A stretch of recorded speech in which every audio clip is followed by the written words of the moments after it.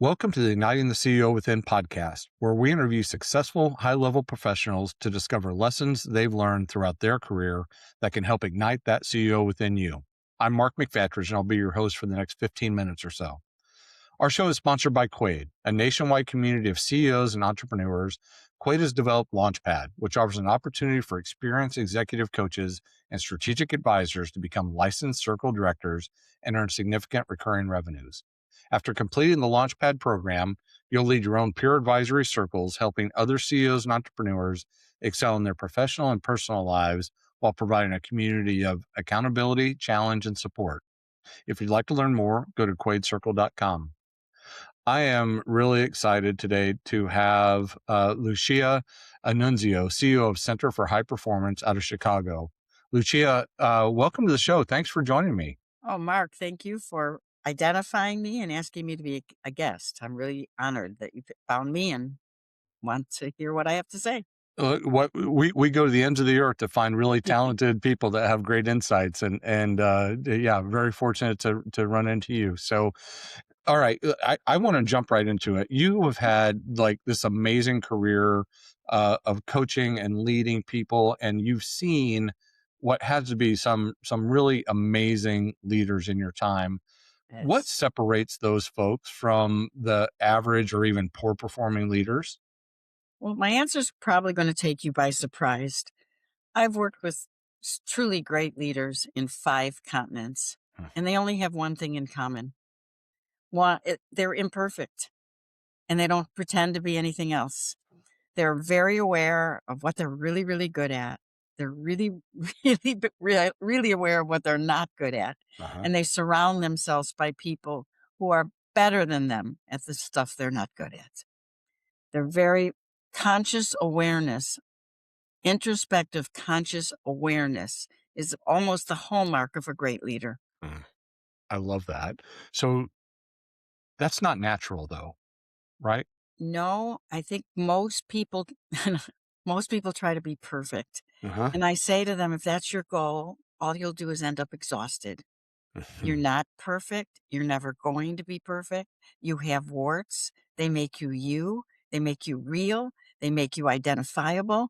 And when you try to pretend they don't exist, I hate to tell you this, they show. Mhm. Anytime you try to cover up something, it shows. And so you look worse by being inauthentic. When people see a difference between their experience of you and what you're trying to pretend Mhm. you are, they don't come up to you and say, "Hey, boss, you look a little weird today." They go in their heads and they make something up like, "Oh, my boss must be lying. My boss is a phony. My boss thinks I'm an idiot."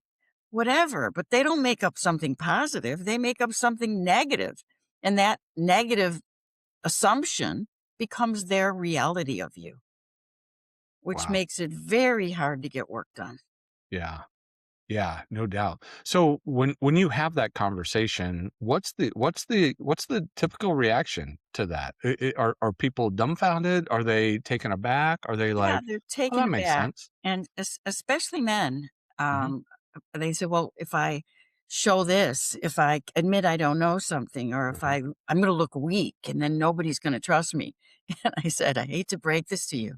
You look weak now. Hmm. You look like you don't have the inner strength to be honest, to be real. And if you think people see that as strength, you're misguided." Mhm. And then I asked them, think of someone in your life who, did you ever have a boss who looked like one thing and acted like another? Did you respect that person? Did you see it? His coaching is a lot of questions versus statements, Mhm. trying to get the other person to think it through. Like, I love Jensen Hung, the CEO of NVIDIA, Mhm. because he's probably one of the most successful people on the planet today. And he's so imperfectly authentic. He's shy. He speaks with ums and ahs. He has difficulty looking in the camera, but he's real Mhm. and sincere, and you believe him. And he has this gift of wit. He has just a real low key wit, and it makes you spellbound to listen to him. Hmm. And I show it in my classes when I teach at the University of Chicago, and I say, "How does he come across to you?" And everybody says the same thing. "He's so genuine, he's so real." And I say, "Does he look weak or strong?" "Oh, strong." Mm. "Did he have your attention?" "Yes." "How?" "He owned the room." And when you're honest, you own the room. When you don't, you just look hunched, you look phony, you look I don't know how to describe it, but you can always tell. Yeah. No, I agree with you. And I had that same discovery many, many moons ago. My first bank president role was in 2006, and I had been relocated to Southwest Missouri, Springfield, Missouri from Indianapolis, and I didn't know anybody. And again, I had this perception of what a bank president looked like and dressed like and all that kind of Exactly. stuff.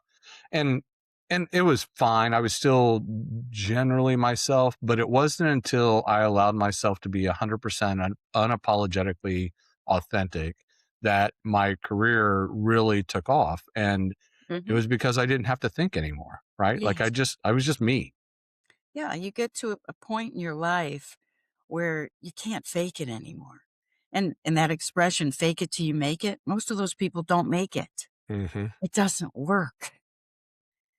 And what's sad is right now we have the highest number of stress, anxiety, and burnout ever in the global workforce. Hmm. And I think a lot of that is for people who are afraid of AI, people who are afraid of there's no new jobs. And so they try to be perfect. They try to Hmm. do everything and they can't. And they don't ask for help. They're afraid if I ask for help, then I won't get the job or I'm going to be the first one on the layoff. Hmm.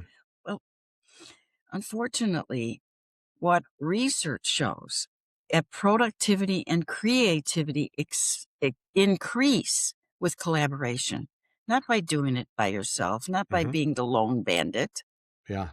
And what they're now finding out is in the world of AI, what's really increasing productivity and creativity is intergenerational collaboration. Hmm. We're finally beginning to see that instead of each generation having something wrong with them because they're different than we are, they have something right that we don't have. And when we combine them, the whole is greater than the sum of its parts.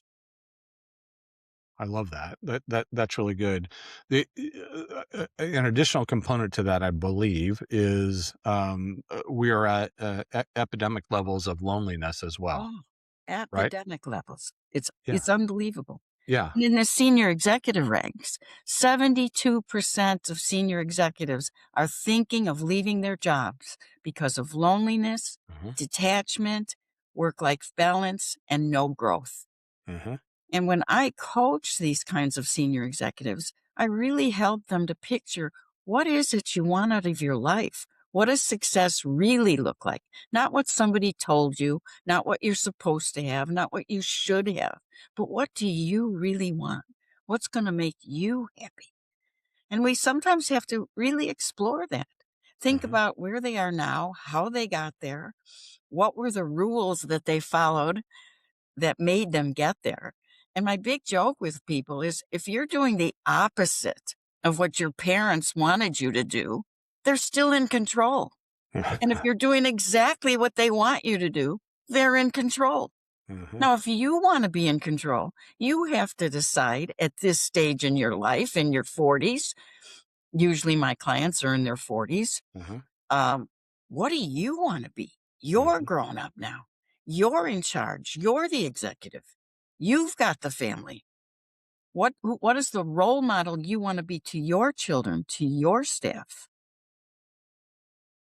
Yeah, that's really good. For those, the other component of that is being around like situated peers, right? So Yes, you can start to understand how other people go about things, and the more that you experience, whether it's yourself or through others, yes, continues to open up and allows you to understand who you want to be, what you can be, what opportunities exist that are out there. exactly. In the class I teach, it's called High Performance Leadership at Booth. We have people literally from 5 continents. At the end of each class, they're day-long classes for a week.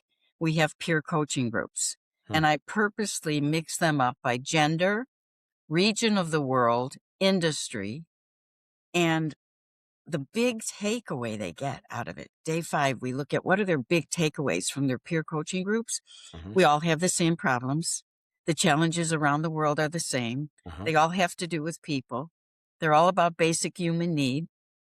And I'm so proud of that because when you have peers that can look at your work and you can see what you have in common instead of what separates you or what pushes you away, you're going to get farther. Uh-huh. The other thing I like to say about peer coaching, which is why I love what you're doing, is that it's like parenting someone else's teenagers. Hmm. When you have teenagers, that's the worst time in your life. They can hit your buttons like nobody. And that puts you in an emotional place where you always do the wrong thing. Well, the same thing happens at work. Somebody pushes your button. It's your boss. It's your employee. It's your peer. And you get emotional and you don't necessarily put your best foot forward. In peer coaching, their buttons aren't being pushed. They Uh-huh. can be really objective. Like I'm great at parenting other people's teenagers, Right. not Right. so good at my own, but Uh-huh. really good at other people's. And that's what peer coaching is. And that's the value of what you do, which is remarkable.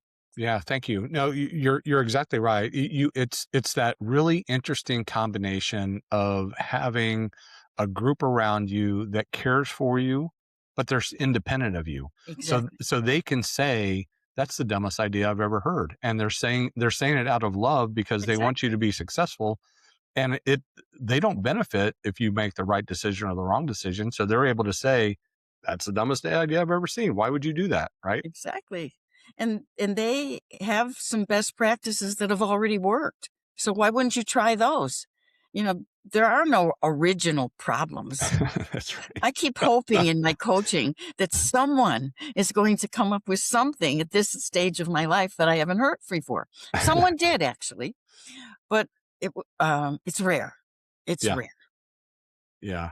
No, no, you're exactly right. And I think that's, there were positive things that came out of COVID, the pandemic and that type of stuff. But I do feel that one of the most negative is how we've all um, closed in, right? Hmm. We don't go out as much. Yes, We don't, we don't go into the office as much, which means we're not going out to lunch with our peers. We're not going to grab a beer after work with our peers.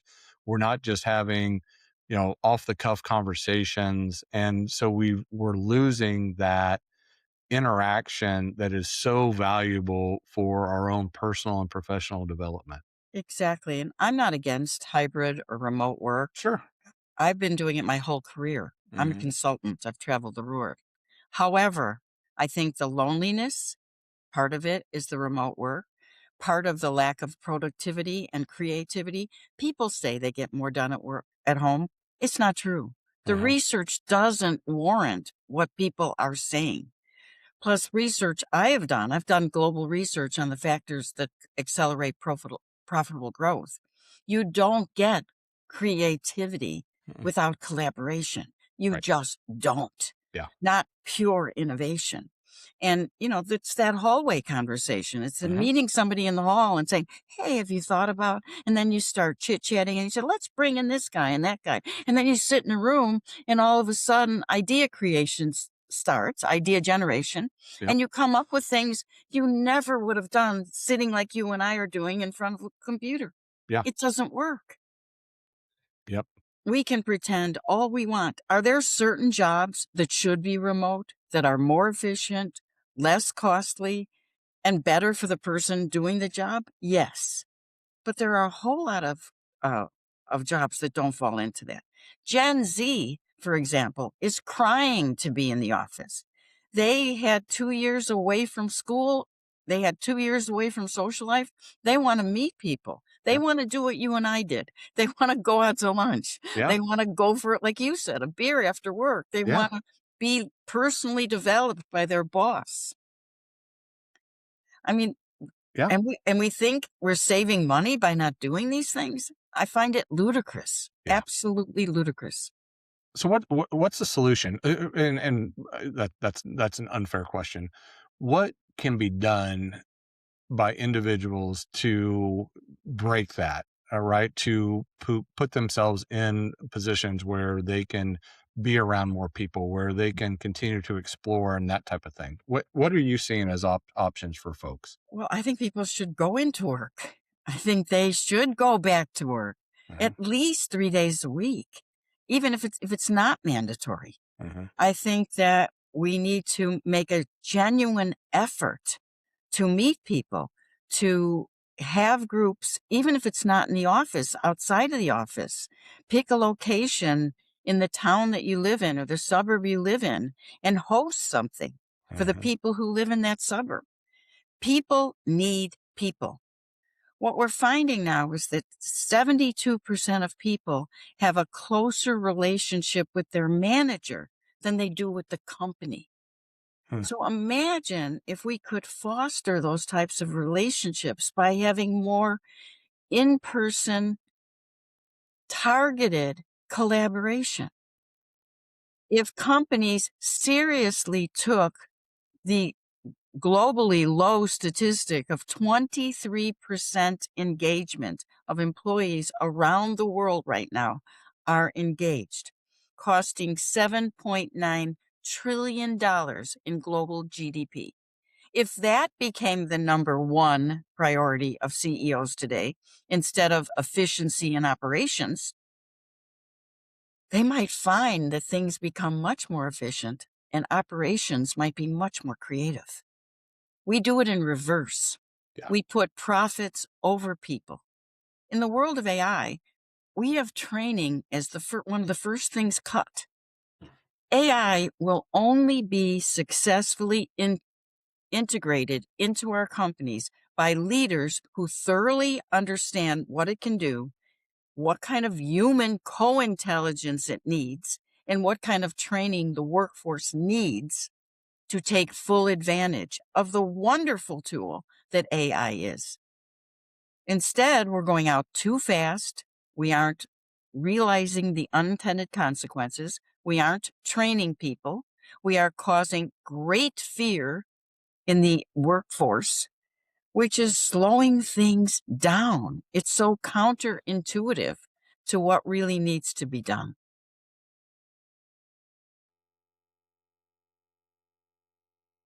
Great, man. I 1000% appreciate everything that you're saying and I agree with it. This has been amazing. Thank you for taking the time to be here. Let me ask one last question. Sure. If you think about 21-year-old Lucia, Hmm. what is one thing that you wish she knew then that you've learned over the years? Oh, I say it to people all the time. Life happens the way it should happen. If you try to plan it, it won't work. Opportunity is going to come to you that you never would have thought would show up. You're going to be scared of it. Do it anyway. If Hmm. somebody thinks you can do something and you're a little scared and you don't think you should do it, trust what the person sees in you and go for it. You will get farther than you ever will with your 5 and 10 year plan. That is a mic drop moment. That I love that. Thank you. Thank you Thank for you. sharing that. All right, let me ask one last question. So, what does an engagement with you and Center for High Performance look like, and how do people get in touch with you? Okay, so my email is Lucia at centerforhighperformance.com. They can email me, they can go to my website. I do year-long coaching engagements. I call it Elite High Performance Coaching. Um, it's tailored to the person. We do a custom proprietary 360. I do an in-depth 1 day get to know you interview. I do observations. I read everything you have about your company's strategy, engagement. Everything I do is data driven. We use my global proprietary research to inform the decisions you will make and my experience.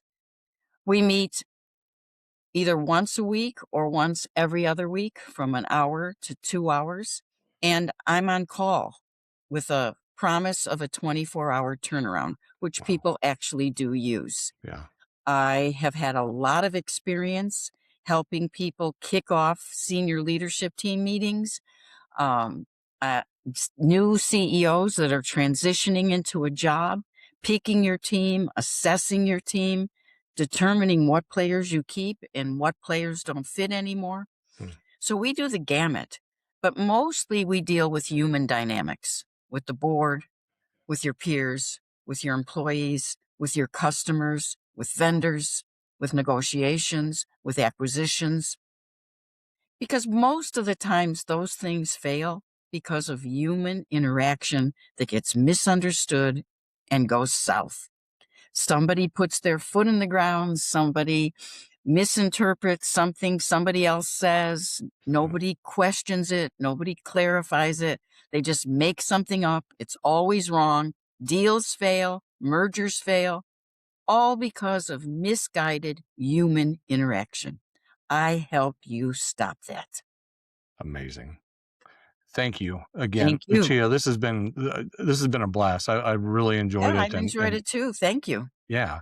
I All right. appreciate you finding me again, and thanks for having me on your show. Yes, it's Keep up it's. the good work too. Thank you, and same to you. All right, y'all. We have done it again. We have found another amazing leader. Thank you for joining us and sharing your wisdom and insights. As we wrap this up, I want to remind everybody that Quaid is the sponsor of Igniting the CEO Within. Quaid is a nationwide community of CEOs and entrepreneurs, and Quaid has created Launchpad, which provides an opportunity for experienced executive coaches and strategic advisors to become licensed circle directors and earn significant annual recurring revenues. To find out more, visit quaidcircle.com. Until next time, keep igniting that CEO within you. I'm Mark McFatridge. Thanks for listening.